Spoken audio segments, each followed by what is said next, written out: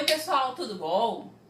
Hoje a gente está retornando depois de um tempo sem gravação, no início de um ano letivo. Na verdade, algumas pessoas já começaram um pouco antes, quase um mês, alguns alunos estão começando agora, né? Alguns pais estão meio apavorados, né?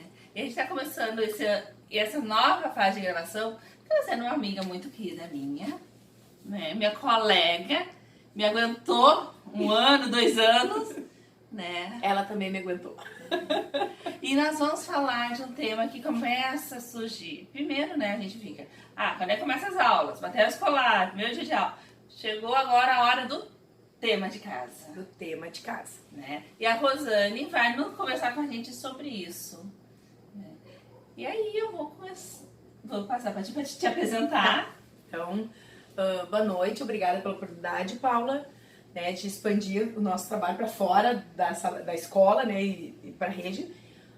Meu nome é Rosane Borja, sou professora já há algum tempinho, trabalho há muitos anos com alfabetização, onde o tema de casa é fundamental, né, e a participação da família também nesse processo que vai acontecendo ao longo de 3 anos até se consolidar. Bem, Rosane, a gente sabe que o tema de casa já teve a época que diziam que era importantíssimo, depois veio uma onda dizendo que não precisava, e agora a gente retoma, né, com a questão da neurociência e tudo. A gente sabe que o tema de casa faz parte, sim, dos estudos, do momento de aprender, que ele tem várias funções, né, mas eu vou te fazer uma pergunta. Esse tempo que porque os pais precisam acompanhar, né? Sim. Né? Por favor, a gente precisa acompanhar. Eu sou mãe, a Rosane é mãe, a gente não tá falando de nada que a gente não conheça. E que a gente não passa também. E não passa também, nós também temos filhos.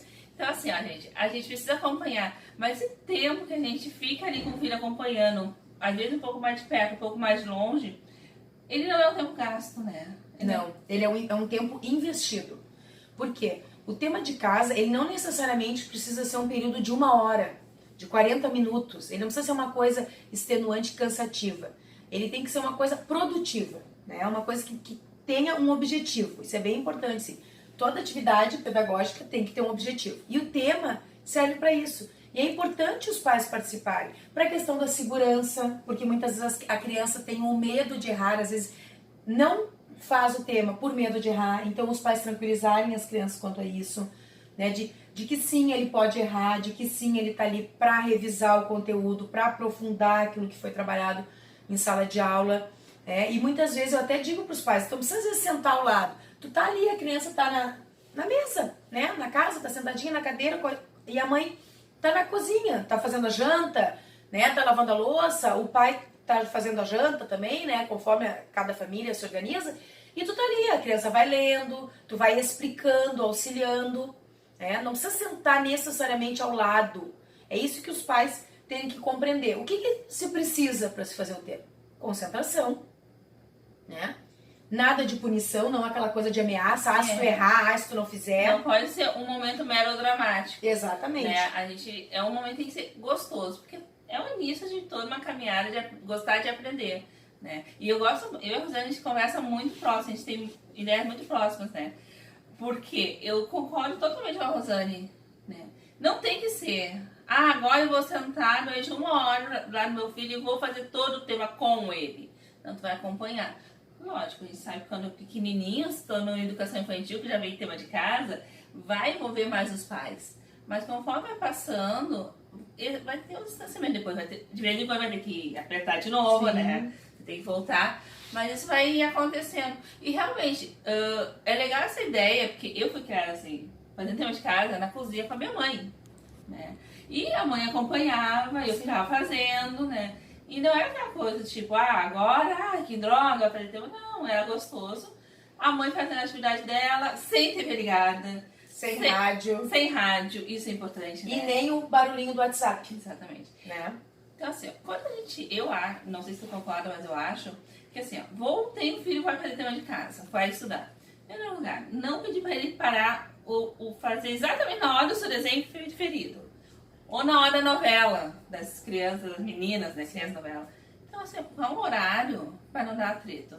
E nem no horário da sua novela. Então vai ter que achar um tempo que essa família consiga fazer. E nem muito tarde também, né? Porque eu noto isso em muitas crianças chegam assim, ah, prof, mas eu fiquei até tarde, daí não consegui. Então, priorizar. Uma das sugestões que eu dou é, conforme a idade da criança, os alunos de segundo, terceiro ano, tu pode dizer, olha, tenta fazer, né? E a mãe senta, o pai senta, a avó senta, e vai revisar contigo, vai ver o que tem de novo, né? A gente sabe que a língua portuguesa passou por uma revisão ortográfica, algumas mudanças, mas pontuação continua a mesma, então, né, onde se usa ponto, onde se usa vírgula. A gente mostrar para a criança que a gente também tem dúvida, então onde é que a gente busca se a gente tem dúvida? Como a gente usa na gramática, pode na internet, num dicionário. Eu não sei como é que escreve tal palavra. Bem, se tem dicionário em casa, maravilha. Não tem, o professor não tem dicionário. Bem, hoje em dia tudo que é celular tem o tal dos baixar programinha, né? Aplicativos. Tem aplicativo de dicionário, tem aplicativo de opostos, de sinônimos, tem trocentos. Então, assim, a gente tem hoje muito instrumento para ajudar os filhos, né? E não mudou a acentuação, mas ainda se escreve as palavras praticamente iguais, né? Então, algumas coisinhas poucas. E realmente, pontuação, acentuação, a pontuação, letra maiúscula, letra minúscula, continua igual. E a matemática também não mudou, né? Sim, e importante destacar que a matemática não mudou, importante destacar que valorizar para a criança, chegar para a criança assim, o que tu aprendeu de novo? Deixa eu ver se tu aprendeu, eu já sei. Né? Fazer a criança ver que a gente aprende ao longo da vida, que a gente não sabe tudo, que é importante continuar estudando. E quanto a essa questão do tema, uma coisa que os professores sabem, gente, a gente vai contar um segredo para os pais que ainda não se deram conta, que aquele tema perfeito daquele aluno que em sala de aula comete os seus erros, né, os seus deslizes, e que é normal, e ele está na escola para isso, eu sempre digo, né, a Paula sabe que a gente defende isso, que a gente diz para as crianças, se tem um lugar onde a gente pode errar é na escola, porque a gente está ali para se desenvolver, né, que muitas vezes depois na vida adulta já não tem mais, fora da escola não tem mais como cometer aquele deslize, aquele erro, o professor sabe quando aquele tema foi feito pela criança, que tem aquela dificuldade em determinado conteúdo, e quando o tema foi feito pela família, com aquele objetivo de, pronto, tá aí, ó, respondi pra ti, leva lá pra tua professora, porque coisa chata, eu tenho que ver minha novela, Então, gente, a quem a gente tá enganando, né? Quem tá se enganando, por que tá se enganando, a quem tá enganando?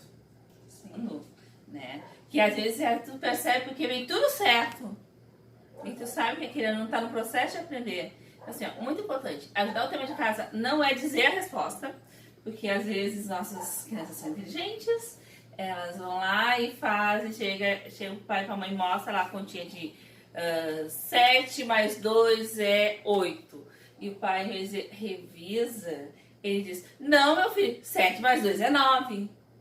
Isso não é ajudar, isso é dar resposta. Então assim, ó, vale mais pedir para revisar, e se for necessário ir errado, do que dar resposta. Assim como ficar fazendo o teu pelo aluno mesmo. Tem, às vezes tem coisas bem complicadas que tu sabe que foi. E deixa eu só esquecer a questão da matemática. A matemática, o que a matemática não mudou? A continha de mais ainda é igual ao modo de fazer. O que mudou foi o modo como nós explicamos essas contas. Hoje a gente se preocupa muito mais em como é que isso acontece, como é que é a solução dessa conta. Então, não é mais vai não, vai transportar uma dezena. A gente usa nomenclaturas que há 40 anos atrás, que foi quando eu estudei, não usava, assim. Eu também. Né? Então, isso que a gente diz, a matemática não mudou. Não mudou por causa disso. Né? 4 mais 3 é 7.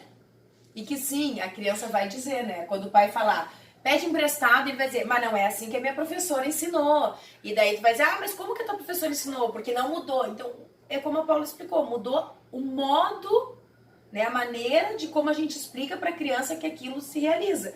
Mas o cálculo é o mesmo. Então vai ter aquele choque, mas a minha professora disse que, né? A criança vai, às vezes, enfrentar os pais e vai ter essa questão. Então, tá em dúvida, vai, questiona, pergunta pra professora, não tem como na escola, manda um bilhete, pergunta, né, professora, que a gente não entendeu, não perguntou. Às vezes uma coisa bem importante, os temas, às vezes um tema maior, um pouco mais trabalhoso, é dado um prazo de 15 dias para ser realizado, quando é uma pesquisa. Não deixa para a última hora, né, porque uma criança de 7, 8 anos, que já cria esse hábito de sempre resolver tudo no último momento, né, ela não vai desenvolver essa questão de organização, né, de rotina nas suas atividades, estudo e depois até pra vida, né? O resto aí vai pagar a conta na última hora, tudo vai virar na última hora. Então assim, ó, o estudar, ele é prazeroso. Se eu deixar pra última hora, ele se torna desagradável, porque eu quero fazer rápido.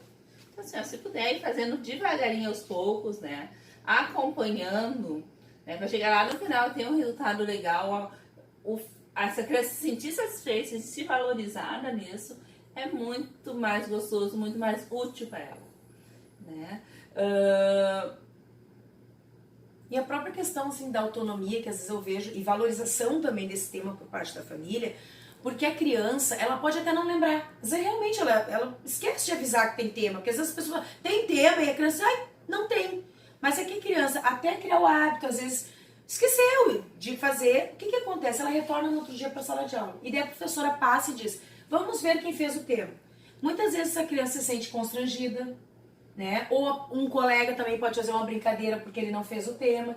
Então, vamos trabalhar com os nossos filhos, né? Assim como a Paula também tem todo esse processo com as filhas, eu tenho com a minha. Então, a gente trabalhar com isso com eles. A importância de fazer o tema, de revisar o caderno, né? O hábito de estudo, para evitar, inclusive, situações em sala de aula. Sim. Né? E mostrar para a criança que sim, tem um momento que eu vou ter que parar fora da escola e me concentrar em assuntos da escola. E assim, se passa muito tempo, nunca teve tema, procura a escola e conversa. Assim, o melhor modo da gente auxiliar nossos filhos a estudar é conversando. O meu filho não quer fazer matemática comigo, diz que a professora está diferente. Vai na escola e conversa. Porque para eles ser bom, quando eles veem os professores conversando com os pais, conversando, dialogando, né? Quando chega lá e pergunta, tem tema? Não tem. Passa a bilhete, pergunta as coisas, professor. Isso é legal, né? Não ficar, a gente não pode ter um movimento só de cobrança. É um momento de parceria entre família e escola. Até porque o que as crianças escutam muito, assim? Tô trabalhando, sabe? Te deixei no colégio, tô trabalhando, porque eu trabalho o dia inteiro, porque eu tô cansada.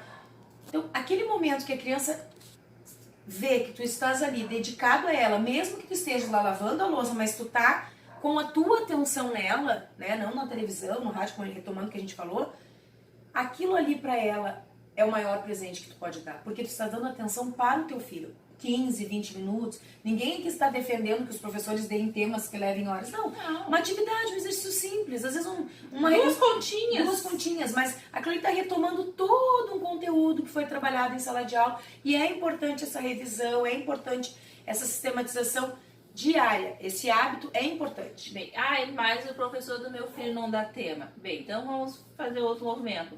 Vamos convidar então o filho para ajudar a secar a louça e perguntar o que aconteceu na escola. O que aprendeu, né? Traz o filho pra perto e pergunta as coisas. Como é que tá na escola? Tá aprendendo o que? Tá gostando, não tá gostando?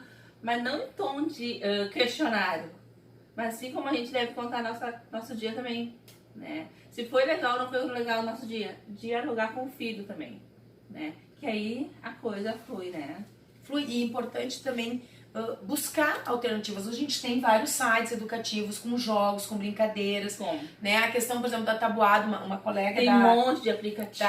Da matemática deu uma sugestão assim que eu achei sensacional. Tu tá no carro, né? O professor do meu filho não dá tema, ele não sabe a tabuada. Tu tá no carro, parou uma placa na tua frente. Quanto que é 5 vezes 3? Quanto que é 3 vezes 5? Então tu pegar números do dia a dia com essa criança e fazer com que ela faça, ou 3 mais 5 se ela ainda tá na parte, né? Ou 5 menos 3 se ela tá na parte ainda da subtração e da... Ou leva no supermercado e pede para ajudar a fazer a conta, arredonda, né? Ela vai botar 2,75 mais 13,25, quanto é que vai dar pra uma criança de cabeça. Mas 2 mais 3, quanto é que a gente vai gastar? Eu preciso de 6 ovos para fazer um pudim e 3 ovos para fazer um bolo, filho. Quantos ovos no mínimo a mãe precisa? Mostrar pro filho, porque hoje as crianças não sabem, né? Que dúzia a gente aprende no supermercado, não vai comprar ovo. Exatamente. Que a caixinha de ovo tem exatamente uma dúzia, normalmente, né? Agora tem uma maior, mas aquela fechadinha é uma dúzia. Né? Aí ele consegue fazer um link entre a vida dele e o que está aprendendo. Não, aliás, isso só é tema para outro assunto, é outro Sim, vídeo, outro né? vídeo que a gente pode A gente vai fazer, né? E é importante ressaltar, assim, ó, de não destacar somente o que a criança errou, né, Paula? Sim. Porque eu vejo que muitas vezes as crianças vêm assim, ah, mas a minha mãe disse que eu errei, né? Ou os pais vêm, ai, professora, porque a senhora passou aquelas continhas e ele não acertou nada. Gente, não é nada. Uma conta que ele acerte, 2, 3, tu não pode dizer que é nada. E mesmo que realmente ele tenha se equivocado e se atrapalhado no primeiro momento em todos os cálculos, né, como a gente chama, é um processo, ele vai devagar, é importante que a criança vá desenvolvendo isso. Eu digo que isso daí é que nem ir pra cozinha. Vamos fazer arroz? Bem, poucas pessoas acertam arroz de primeira. Né? Vamos fazer um bolo? Poucas pessoas acertam de primeira.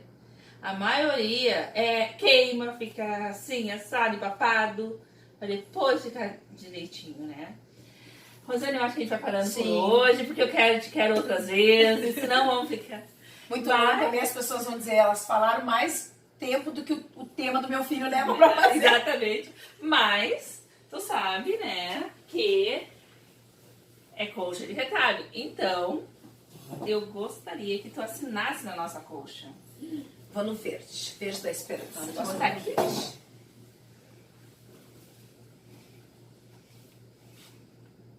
Bem.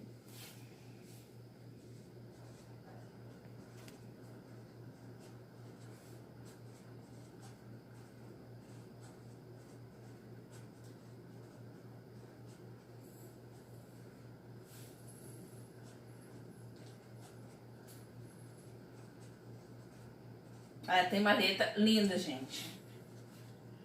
Vem frente a minha.